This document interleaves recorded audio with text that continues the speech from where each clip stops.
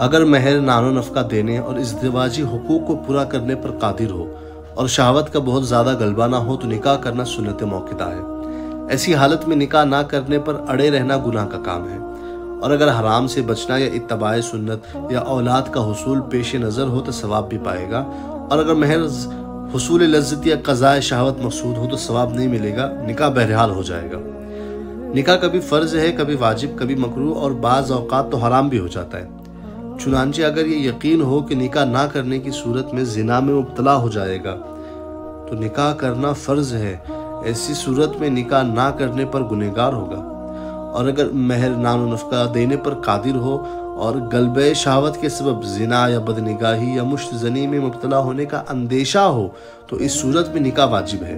نہیں کرے گا تو گنہگار ہوگا۔ اور اگر یہ اندیشہ ہو کہ نکاح کرنے کی صورت میں نان و نفقہ یا دیگر ضروری باتوں کو پورا نہیں کر سکتا تو اب نکاح کرنا مکروہ ہے، لیکن اگر یہیں پر یقین ہو کہ نکاح کرنے کی صورت میں نان و نفقہ یا دیگر ضروری باتوں کو پورا نہیں کر سکتا تو اب نکاح کرنا حرام ہے اور جہنم میں لے جانے والا کام ہے۔